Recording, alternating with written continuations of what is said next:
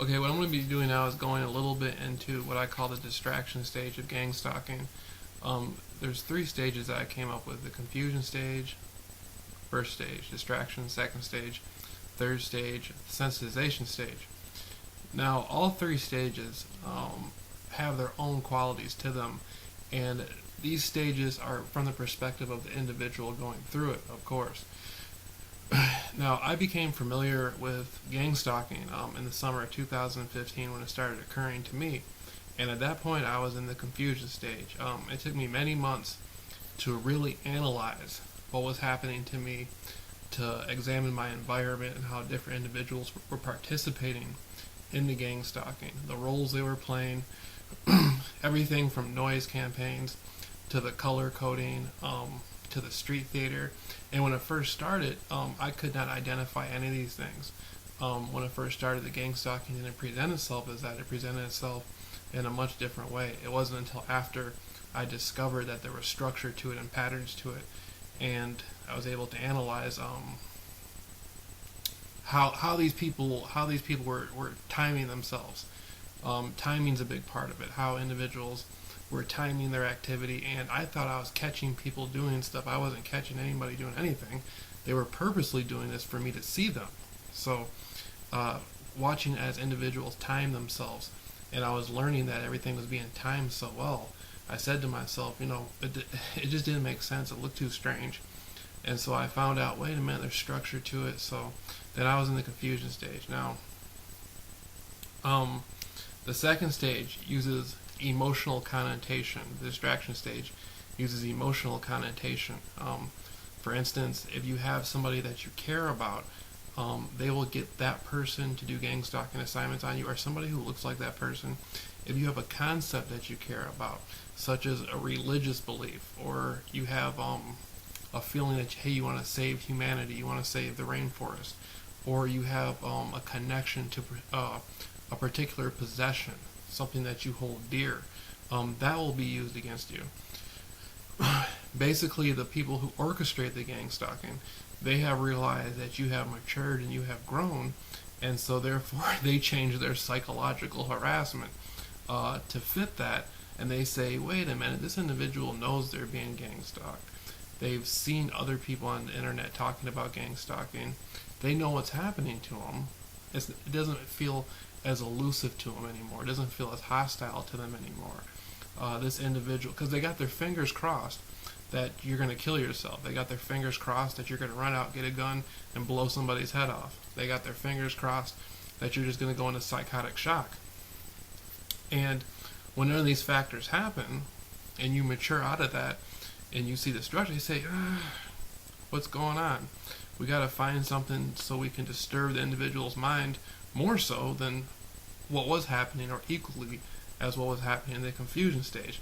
So, again, they figure out who's this individual the most connected to, or what are their preferences, or what are their likes, and they take those and they attach those in a very real way. I say subliminal, but it's real. They use real people, real objects. Like, again, if it's a subject or a concept, they will get a t-shirt. Like, say for instance you're Jewish, or you're a Muslim, or you're Christian. They may have the people stalking you through the gang stalking that they employ to do it, using t-shirts of the same religion that you're a part of. Or maybe they'll use t-shirts of religions who seem to be in opposition to your religion, as a way to mess with your mind. I'm not religious. This hasn't happened to me, but I've spoken to people who it's happened to who are religious. So, again, the distraction stage is using these gang stalking, the gang stalking network, using their systems and employing more psychological connotation. Now, this gets into an area of neuro-linguistic programming. This is an area that I'm quasi-familiar with. I used to study the old MK Ultra programs. Dr. Delgado, Dr. Sidney Gottlieb, Dr. Ewan Cameron. This goes back to the MK Ultra program, the 50s, 60s, and 70s. This is ancient history. This is stuff that the government has already disclosed with the public decades ago. Everybody knows it exists. The MK Ultra project had like 150 sub-projects underneath it. But in today's world, people sort of think that things like cults and mind control doesn't work anymore. There's still instances where this stuff is used, and I feel as though with gang stalking, there is a touch of that. Now, you can put somebody under mind control without ever showing them that they're under mind control. Somebody who's under mind control is not supposed to know they're under mind control, right? So gang stalking technically is not mind control, but there are certain aspects of mind control that exist within gang stalking that deals with the neurolinguistics. Now, again, I was studying an area known as primate research. This is like early 50s with the man Dr. Jose Delgado. If you remember him, he was controlling a bull with radio technology. He could make a bull do certain movements and stuff. He could control monkeys by putting chips in their brains and whatnot. But with this gang stalking business, this distraction stage, moving to the sensitization stage, color perception is a form of manipulating somebody's mind, their neurons in their mind. Because if you present a certain color to somebody, say red or blue or green or purple or orange, doesn't matter what the color is. Usually with gang stalking is red. If you hire multiple people through the networking that the gang stalking uses, and that you present them to the person in a hostile manner, people who you don't know, who are following you, looking at you strange, blinking their lights on you. Some of these people may go so far as to flick you off and give you the middle finger. There's a lot of stuff that happens that's very hostile when people are going through gang stalking. The energy of it feels hostile, especially when it's first occurring. So you begin to identify the color that these people are having with the actions that they're displaying. So therefore, I'm being gang stalked 24/7, right? I can go out walking. Different neighbors may participate in it. My coworkers could participate in it. A number of people could, and they're wearing red shirts. Now these people may be taking objects that are red, and they can take a bicycle that's red and put it in somebody's front yard on purpose before I come along, right? And what that does is that's going to bring up the feelings that red carries. Hey, I've been being followed by people wearing red and all this stuff happening to red. Now I'm seeing red, so it's bringing up a trauma feeling. It's bringing up an angry feeling. To me, that is a form of neuro-linguistic programming. There's a field. Recently, I've been studying and looking at these subjects more in depth, and physiological psychology, behavioral neuroscience. I just watched a video on YouTube about this. There's some research out there about the brainwaves, right? Alpha, beta, delta, theta, gamma, the different brainwaves having to do with color perception. And it really shows that your mind can be entrained to perceive your reality in such ways from these events. So gang stalking within itself is very dangerous. And the way it's networked is 90% of the people who are participating don't even know what gang stalking is. These people, I dated a woman for a couple months who was being paid Walmart cards. She had a little GPS map on her phone where she could be shown where to go follow me throughout the day. I talked about this in my other videos, right? About the Google Maps and the red t-shirts.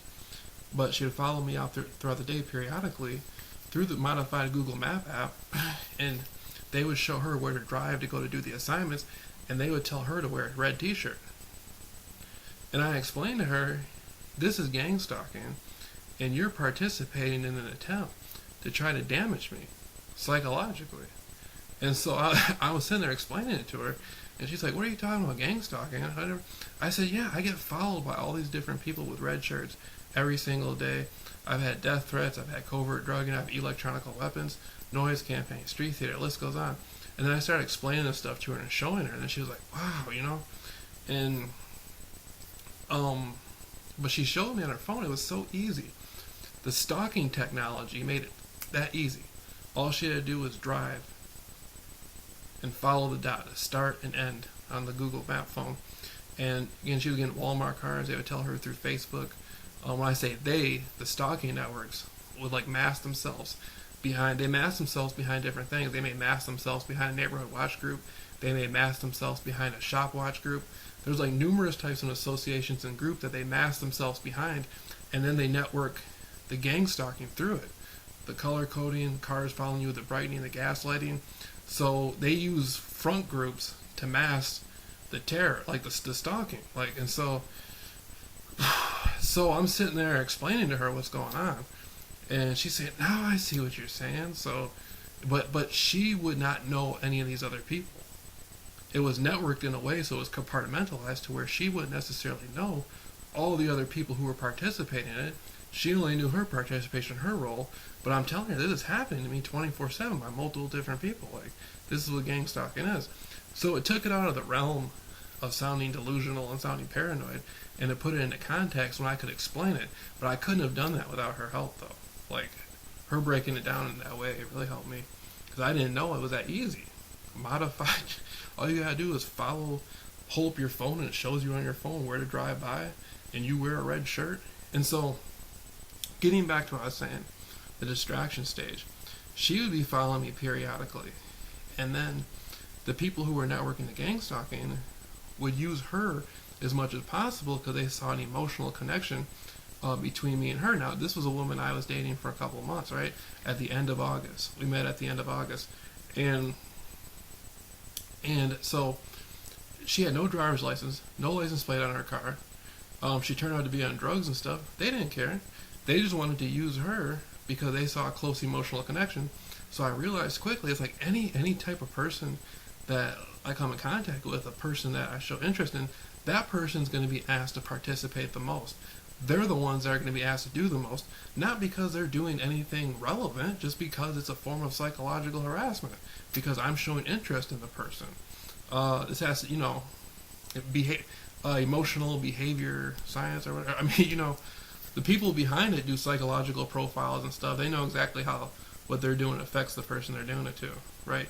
The object is to damage the person's psyche. That's it. And so she's being asked to do all these gang stalking assignments, and then I'm watching her do them, and then I'm placing emotional connotation on her. So that creates the connection to the distraction stage. Basically, they're saying, "Oh my God, Jamil, it doesn't seem elusive and strange to him anymore. Like, I'm not hiding under cars and stuff and crawling down alleys, worried about who these people in these cars are. Now I know I'm being gang stalked." So now something of greater emotional distraction has to come into hand. So color pattern, all this different stuff. I know how it sounds, but this is something I've been going through for 3 years. But so I'm watching her do this, and then at the same time, like, say for instance, I'm going to use the scenario. I'm not religious, but say I had been Christian or Muslim or Jewish or whatever, or a Scientologist or a Buddhist or whatever. They might have had her wear a T-shirt with the same Christian or Muslim, you know what I mean, like that, to add to the psychological connotation on the gang stalking that's going on. That's an analogy. But I remember one time I was talking to her, and I was talking about orange, and I said she was skinny and she had red hair. So I said, "Your hair looks like it's turning orange," and I said that on the YouTube video. I placed a YouTube video online. So the people who were networking the gang stalking started having people follow me wearing orange shirts. And I mean, you're talking about dozens of people. This isn't anything like 3 or 4 people here and there. You're talking about like dozens and dozens and dozens and dozens and dozens of people following you with their brights on and all these colored shirts. And they're constantly running like a technological program that networks like to everybody, everywhere, and contracts them and pays them prepaid credit cards, Walmart cards, PayPal. I mean, you're talking about some like really, just me, even me explaining it on here is never going to put into perspective what it's actually like. It never will. A YouTube video is never going to put into perspective what you actually go through when you're being gang stalked. Like, I think that the reality of it is 100 times more shocking than how it sounds. It probably sounds kind of funny or unbelievable and stuff, but people literally go into psychotic shock. They kill themselves. They get weapons and go out and kill other people just because they can't handle the burden of it, the torture on their mind. You're talking about all these people participating, all this different stuff against one individual. I mean, it's mind blowing. And so that's the distraction stage. So getting past the confusion stage is one part. And if you made it that far, then congratulations, because a lot of people have a real hard time when it first happens. So the distraction stage, again, they use things of great emotional connotation, like say for instance, I had a boss that I didn't like. They may get that actual boss to like follow me around in the cars, or somebody who looks like the boss. So everywhere I go, if I'm looking for, say I'm out looking for a new job, and all the places I go to look for a new job at, they'll mimic the boss scenario by having a guy at the new job who looks like him following you around to these new jobs. So you're being gang stalked, and you're saying, I'm going to get a new job. But your old boss at your old job, they're going to have a guy that looks like him, or they'll probably have him part of the time doing it, but they'll have people who look like him be at the places you're going to. And how they're able to do that, I don't know. There has to be some sort of super computer database somewhere that knows how to select people through the networking that fit the image of the individual that they're using the psychological connotation. I don't know how it's working. I just know this has been happening to me for almost 3 years, and I've been talking to numerous people. I've spoken to nearly 90 different people who've been going through gang stalking. I've spoken to over 100 people participating in gang stalking. Many of them told me about their participation. So, I'm definitely an expert on the target's approach to gang stalking, but how this is networked from the individuals orchestrating it, the people that I don't see, I don't know. I know computers, I know technology is involved, but I don't know. That's a little, but I know the effects it has on people is enormous, though. The effects are very troubling.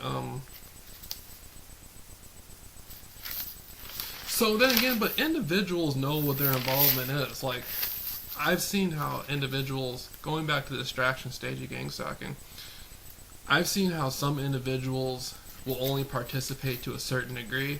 Like, when you're getting gang stalked, one person might participate in one assignment, and they may not know very much about what's happening to you in the compartmentalization. But then some individuals will know completely well what's going on. They'll know they're stalking you, and then they'll be coming up with new scenarios, and they'll be coaching and rehearsing like the different things that they're going to be doing to you the next day. So if you live in a certain neighborhood, or you work at a certain place, or you attend church at a certain place, this is where you come into cults. Because if a group of people are wearing like one color, and they're actually plotting and rehearsing and staging like events and things like that's a cult. That's a cult. It's a cult. And so basically you have like these cult groups. They might not have been cults before they got introduced to gang stalking, but once they start participating in it, they become cults, and they literally sit back there and plot on psychologically damaging an individual beforehand. So you got people all over the country who are saying, I'm going through street theater, I'm going through these strange people who are following me and doing all this strange stuff. They're leaving stuff, they're leaving things in places outside and doing all. It's a cult. That's cult activity. That's all it is. And so there's a big difference between an individual who does a gang stalking assignment one time. Like, I could be walking down the street, some guy could be hanging out in the corner, somebody may approach him and pay him to participate in the gang stalking in some way. He doesn't know what gang stalking is. He just knows he just made $10 and somebody fed him a line to do it. But for the individuals who are constantly participating in it over and over again, and they use the technology, follow the individual every day, create strange stuff, that's cult mentality. That's more like a cult. And I think that's more like the majority of the people that I've spoken to who've been going through gang stalking, that's more along the lines of what they're trying to communicate. Is there is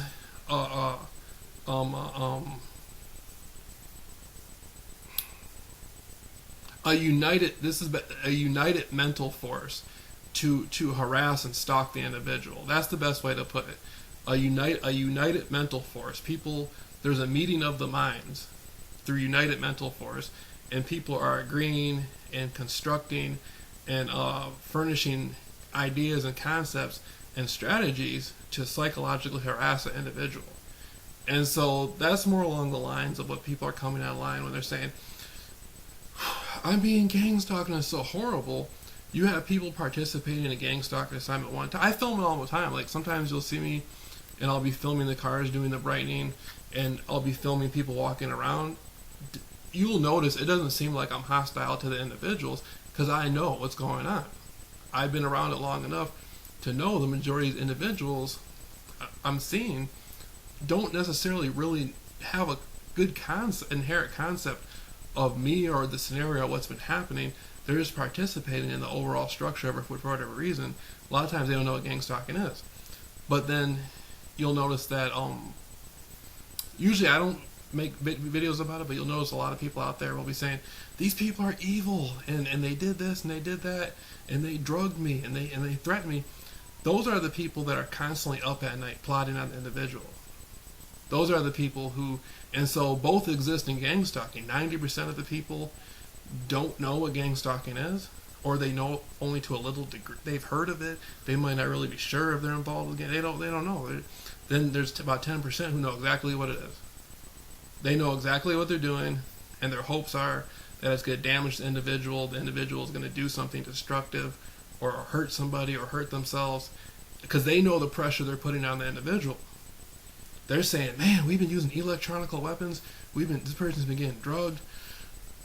We've been stalking this person all the time. We've been doing this. We've been doing that. Like, why haven't, like, what's going on? We want to hurt we want to see the individual be hurt. Like we want more damage done to the individual. Like, what's going on? Those are the people that are the most dangerous. Those are the people that are. So that's why the ways that I deal with that is I let people know what's going on with me. Like, if I feel like something's happening to me, or somebody's like it's just an energy I can feel, man. I constantly walk up to the gang stalkers. I talk to them. I constantly call people who are getting gang stalked on the phone. I'm a spiritual person, so I look at it like, that's them. If they gotta do what they gotta, if they gotta do all, if it takes me to make them feel whatever they're feeling out of it, or I don't, you know what I mean? If that's where they're at, to put milk on the table, that's where they're at, But, I use my experiences. I'm a counselor now. I counsel people and stuff. So hopefully whatever's happened to me, I can use it to save somebody's life. That's how I look at it. But, so that's how you got the distraction stage. Now, alright.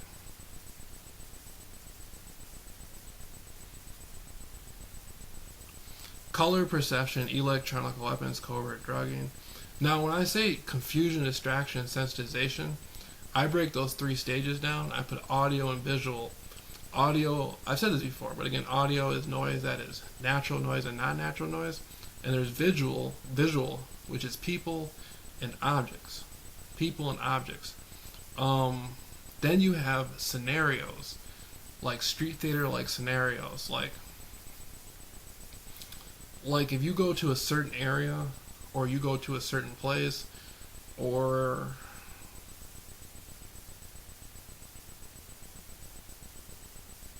going back to the concept about somebody looking for a job and their boss showing up, that's a scenario. And so a lot of times when somebody's out in public, they may not even be looking for the job. The thing with the guy who looks like the old boss waiting at the person's looking for the job. Then they have somebody who looks like their old boss. They're at the place they're trying to get the new job at. Even when the person's not looking for a new job, they might still have those types of the guy who looks like their old boss out following them around. And so the scenarios like that carry more into like regular life, if that makes sense. So gang stalking works in themes, and so that's a scenario. I hope I'm explaining this correctly. That's a scenario. I'm being gang stalked. I want to get a job. And every place I go to looking for a job, the gang stalking network will employ people that looks like an old boss. So now every time I'm looking for a job, this is happening. And now when I'm not looking for a job, and when I'm out shopping at stores, now they still may have these same individuals walking through the stores who still look like the old boss guy. See, these are scenarios. So you'll have a common scenario through the gang stalking that happens periodically only when you're looking for a job. And then they'll bring these individuals, the individuals into the other scenarios of your life. So again, I think it's really challenging trying to explain this to somebody who's never gone through gang stalking. But it's so well networked though. Another thing, they're using technology. The people get, like, I had a woman who was being a woman who was a gang stalker. She was approached at a shopping mall, given $100. Her job was to change her hair color and follow a man around. All she had to do was change her hair color and follow a man around, and follow him in her vehicle also with the brights on in the daytime. And she was approached at a shopping mall by men she did not know, and she was given $100. And she was told just to watch the man and do this, right? Then she was called periodically after that through a 1-800 Stop Smoking advertisement, and she knew that was her cue to get the instructions to continue the stalkings on the man. And so, from the perspective of the people who are doing it, it's on point, it's well timed, it's strategic. Hey, they get a phone call, bam, jump into action. I'm going to get paid $50, a prepaid credit, whatever I'm going to get. I'm going to make some money. All I got to do is follow this person with my headlights and do this, do that. But to the person it's happening to, like myself, it looks like a situation where I could be out shopping or at the mall. I'm saying, that's that same woman. That's that same woman. That's that same woman. Or they can use other individuals. She might have only been one person out of 4 or 5 individuals who looked the same way that was following the man. So wherever I go, it'll be somebody like that, 3 or 4 other people like that. So when I explain it, it doesn't sound right. But for the people who are doing it, all they gotta do is follow the dot on their GPS phone, make their little $50, sit there and worry about, oh my, sometimes they'll probably worry, did this person catch me on film? Or are they gonna post it or whatever? But they're hoping it to sound, whatever they're doing to you, they're hoping it's going to sound incomprehensible and delusional, and it's not going to make sense. That's what they're hiding behind. They're out here stalking people and tormenting people and damaging people and harming people, and they're hoping that, and they're hiding behind the guise that it does not sound right. It sounds paranoid, or it sounds off. That's what they're hiding behind. So when an individual comes out and they explain what's been happening to them, then it doesn't. They're hoping that the people who are listening to it are going to say, that doesn't sound right. It sounds too crazy. I've never heard of anything like that. Like, have you been on some drugs? And so that's why they use these strange scenarios to make it sound confusing when the person explains it. So, like, again, going back to the old boss thing, how I can go look for a job. They network, have guys look like my old boss show up at the new job I'm trying to get. But then I'm at the supermarket, they'll have these same individuals come to the supermarket. So when I explain the story, they're saying, you're trying to go find a job and people that look like your old boss are showing up and stalking you, then they're at the supermarket too? Like, what's up with this? See? That's exactly why they paint the picture in the way they paint it, so it will come off as being outlandish and delusional, yada yada. But it's all networked very nicely through technology and whatnot. So, and then again, if you're the individual going through it, you're talking about constant noise campaigns, the brightening, the different sorts of people following you around, black and red colors. I mean, you're talking about a constant 24/7 flurry of this presence being in your life, and you trying to make sense out of it, you trying to do something about it. If you notice, a lot of the people that I speak to sound very like, I can't even come up with the right thing. They sound, I've been listening to some of the interviews I've done, confused is even the right word.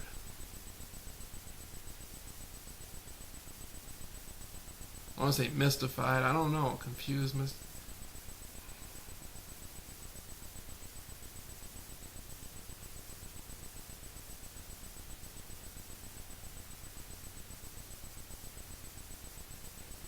They sound like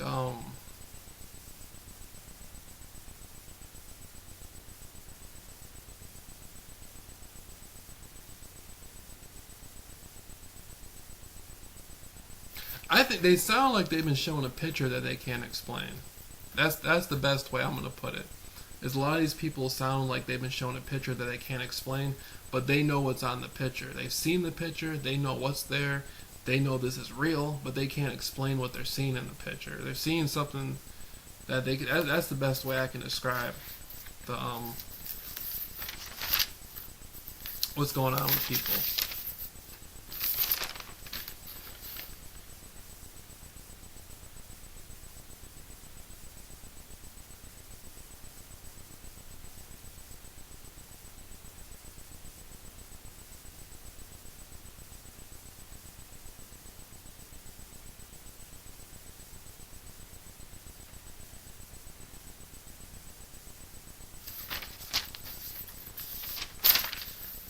Uh, I hope I'm explaining. I hope I'm explaining this correctly because I came out with these three stages: the confusion stage, the distraction stage, sensitization stage. And I don't have anybody to ask. If somebody would ask me, if somebody was asking me questions, it'd be a lot easier. But because I'm trying to describe to people what the distraction stage is, it's a lot harder for me to explain it offhand because I don't know what somebody's gonna say. Hey, that doesn't like I don't understand it in this way, or the information you're giving me doesn't fit. Because I'm somebody who's been going through gang stalking for almost 3 years, so for people out there who just started going through gang stalking or they don't feel like it's resonating with them, like the information isn't as clear or it hasn't I haven't provided like alternate explanations of what I'm saying. Um, there's only one. I'm not trying to. I hope I'm not coming at this explanation with a tunnel vision and saying like this is what you expect to see from gang stalking because I know there's other things there that people don't understand. There's pieces to the puzzle there, and people it may not fit for people. And I have more information that I can share with people about these stages, but I just don't know how to deliver it offhand. And so,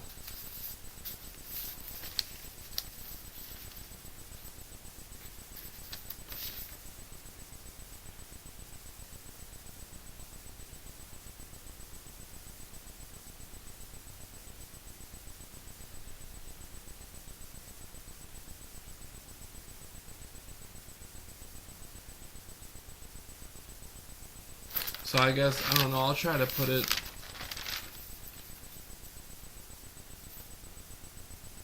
Maybe I'll try to write it out a little bit better, and then come back because it may. I don't want it to sound too overwhelming to somebody because I came up with these three stages. I made my videos on the confusion, then I did the sensitization, and then so the distraction one is something that I feel is the most challenging because I'm talking about the attachment of the emotional connotation, and it almost sounds dreamy when I explain it. It doesn't sound like something that people will feel.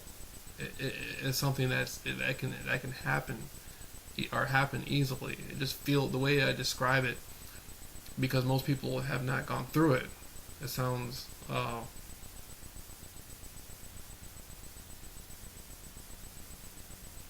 too wild, so to speak. You know?